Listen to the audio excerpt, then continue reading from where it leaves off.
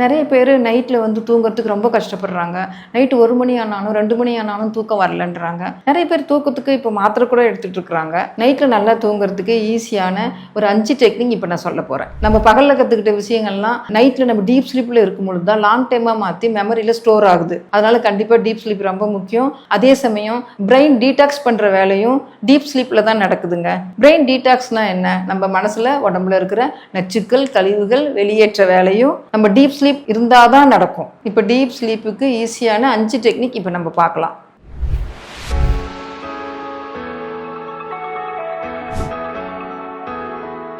First technique Bhramari pranayama. இது எப்படி பண்ணணும்னா, உங்களுடைய 5 விரலில் சுண்டு விரல் உங்களுடைய உதடுக்கு கீழே வைக்கணும். 2வது விரல் உதடுக்கு மேலே, 3வது விரல் நோஸ்க்கு மேலே. நோஸை நீங்கள் இப்படி ரொம்ப புஷ் பண்ணக்கூடாது. கொஞ்சம் மேலாக்க அந்த நோஸை பிளாக் பண்ணக்கூடாது. இன்னும் கொஞ்சம் மேலே வச்சுக்கணும். 4வது விரல் கண்கள் மூடிக்கணும். 5வது விரல் காதை நல்லா க்ளோஸ் பண்ணிக்கலாம். ஆரம்ப காலகட்டத்தில் காதை நீங்கள் நல்லா க்ளோஸ் பண்ண முடியலன்னா கொஞ்சம் லேசாக காது க்ளோஸ் பண்ணிக்கலாம். நல்லா மூச்சு எடுக்கணும். உங்கள் தொண்டையிலிருந்து ஒரு ஹம்மிங் சவுண்டு மாதிரி வரும். இது என்ன பண்ணுதுன்னு பார்த்தீங்கன்னா, உங்கள் பிரெயினை இன்ஸ்டண்ட்டாக காம் பண்ணுது. இன்ஹேல், மூச்சு எடுக்கணும் மெதுவாக.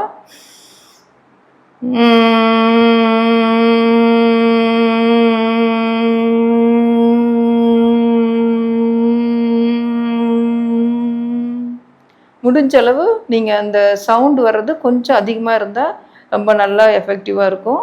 ஆனால் ஆரம்பத்தில் கொஞ்சம் மெதுவாக ஸ்டார்ட் பண்ணி அப்புறம் கொஞ்சம் அதிகப்படுத்திக்கலாம். இன்னொரு தடவை செஞ்சு காமிக்கிறேன். இன்ஹேல், மூக்கு வழியாக மூச்சு எடுக்கணும், மெதுவான மூச்சு.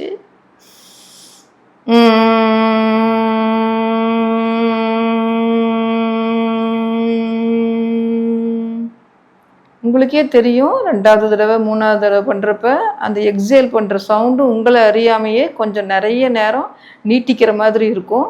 உங்கள் கைகள் ஓரளவுக்கு உங்களுடைய ஷோல்டர் லெவலுக்கு இருந்தால் நல்லது. இப்படிலாம் வைக்க வேண்டாம். கொஞ்சம் ஷோல்டர் லெவலில் இருந்தால் இன்னும் கொஞ்சம் உங்களுடைய செஸ்ட்டு நல்லா விரிவடைஞ்சு மூச்சு காற்று வர்றதுக்கு பயன்படும். மூளைக்கு நல்ல ஆக்சிஜனும் போகும். அடுத்த பயிற்சி, உங்களுடைய கை விரல்களுடைய நுனிகள் தலைப்பகுதியில் டச் பண்ணியிருக்கணும். எப்படி இருக்கணும்னா, உங்களுடைய ஹேர்னா உங்களுடைய ஸ்டார்டிங் இடம் எங்கேயோ, ஒவ்வொருத்தருக்கு இங்கே ஸ்டார்ட் ஆகலாம், ஒவ்வொருத்தருக்கு இங்கே ஸ்டார்ட் ஆகலாம், ஒவ்வொருத்தருக்கு நெத்தி பக்கத்தில் வரும். அந்த இடத்துல உங்களுடைய லிட்டில் ஃபிங்கர், உங்கள் சுண்டு விரலில் ஸ்டார்ட் பண்ணணும். எனக்கு இந்த இடத்துல ஸ்டார்ட் ஆகுது, நான் இங்கே வைக்கிறேன். 1 இன்ச்சு தள்ளி அடுத்த விரலை இப்படி அமுக்கக்கூடாது. அந்த டிப் தான் ஃபெதர் டச், மென்மையாக அழுத்தம் இருக்கணும். அடுத்த விரல் 1 இன்ச்சு தள்ளி வைக்கணும். 4வது விரல், கட்டை விரல் ஆட்டோமேட்டிக்காக காது ஆரம்ப பகுதிக்கு பின்னாடி ஆட்டோமேட்டிக்காக வந்துடும். அதே போலவே இன்ஹேல், மூச்சை எடுத்து உங்கள் எக்ஸேல் பண்ணும் பொழுது உங்களுடைய தொண்டையில் ஒரு அழுத்தம் கிடைக்கும். இன்ஹேல்,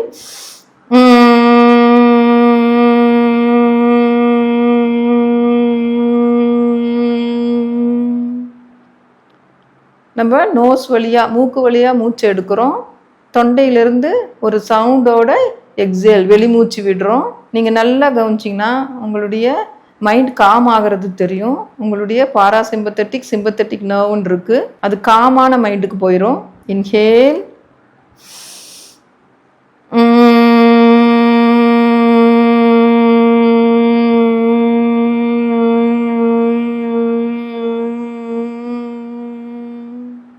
இது எத்தனை தடவை பண்ணலான்னா, நீங்கள் பண்ணிகிட்டு இருக்கும்போதே உங்களுக்கு தெரியும். 2 தடவை 3 தடவை பண்ணுறப்பயே உங்கள் மைண்டு காமாகி டீப் ஸ்லீப்புக்கு போகிறதுக்கு உங்களுக்கு ஹெல்ப் பண்ணி கொடுக்கும். உங்களுடைய கைகள் தோள்பட்டைக்கு நேராக இருக்கணும். ஏன்னா லங்ஸ் நல்லா, அப்போ தான் நுரையீரல் நல்லா விரிஞ்சு கொடுத்து ஆக்சிஜன் நல்லா ரத்துக்கு உங்களுக்கு ஹெல்ப் பண்ணி கொடுக்கும். இப்படி குனிஞ்சிட்டு இப்படிலாம் பண்ணக்கூடாது. நல்லா லங்ஸ் நல்லா விரிவடைஞ்ச நிலையில் மூச்சு எடுத்து இப்படி தலையை அமுக்கவும் கூடாது. ஃபெதர் டச் தான் இருக்கணும். அடுத்த பயிற்சி பிராணமுத்ரா. பிராணமுத்ரா நம்ம பண்ணும் பொழுது நம்மளுடைய நரம்பு மண்டலத்தை இன்ஸ்டண்ட்டாக ரிலாக்ஸ் பண்ணுது. எப்படி பண்ணணும்னா, உங்களுடைய சுண்டு விரல், நடுவிரல், கட்டை விரலினுடைய நுனி தான் டச் பண்ணியிருக்கணும். மற்ற 2 விரல்கள் நீட்டி இருக்கணும். கட்டை விரல், சுண்டு விரல், நடுவிரலினுடைய நுனி இப்படி நெயிலெல்லாம் இப்படி டச் பண்ணக்கூடாது. நுனி டச் பண்ணிவிட்டு மீதி 2 விரல்கள் நீட்டி இருக்கணும்.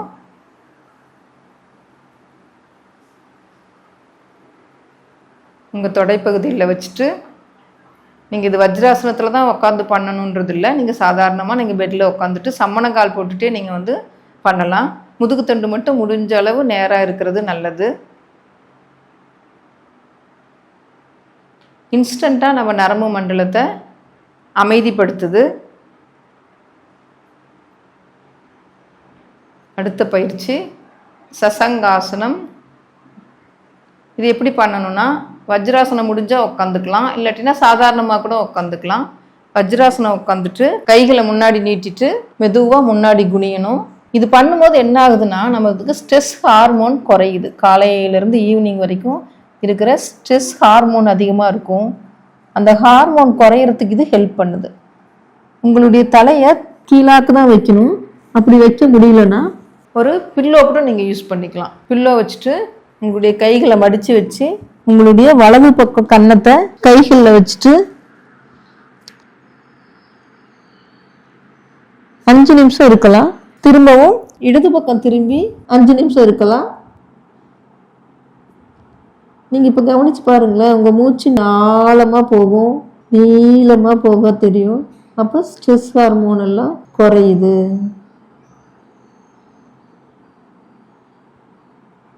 ஆட்டோமேட்டிக்காக உங்கள் மூச்சினுடைய எண்ணிக்கை கம்மியாகுது. அடுத்து இந்த ஆசனம் முடிச்சுட்டு நீங்கள் உங்கள் பெட்டில் அப்படியே படுத்து பாடியை ஸ்கேன் பண்ணணும். ஸ்கேன் பண்ணணும்னா உங்கள் உள்ளங்காலிலேருந்து உச்சந்தலை வரைக்கும் ஒரு இடம் கூட பாக்கி இல்லாமல் அப்படியே கொஞ்சம் கொஞ்சமாக நீங்கள் அதை கவனிச்சுக்கிட்டே வர வர வர வர நீங்கள் வந்து உங்கள் உச்சந்தலையில் வந்து நீங்கள் கவனிக்கும் பொழுது ஆட்டோமேட்டிக்காக உங்களுக்கு தூக்க நிலைக்கு நீங்கள் போயிடுவீங்க. தூக்கத்தை இக்னோர் பண்ணாதீங்க. ஆழ்ந்த தூக்கம் தான் உங்களுடைய உடம்புக்கு நேச்சுரல் மெடிசன். உங்களால் 4 டெக்னிக்கும் பண்ண முடியலனாலும் ஏதாவது ஒரு டெக்னிக் ஆகுது தூங்குறதுக்கு முன்னாடி ஃபாலோ பண்ணிங்கன்னா டீப் ஸ்லீப் வரும். நன்றி, வணக்கம்.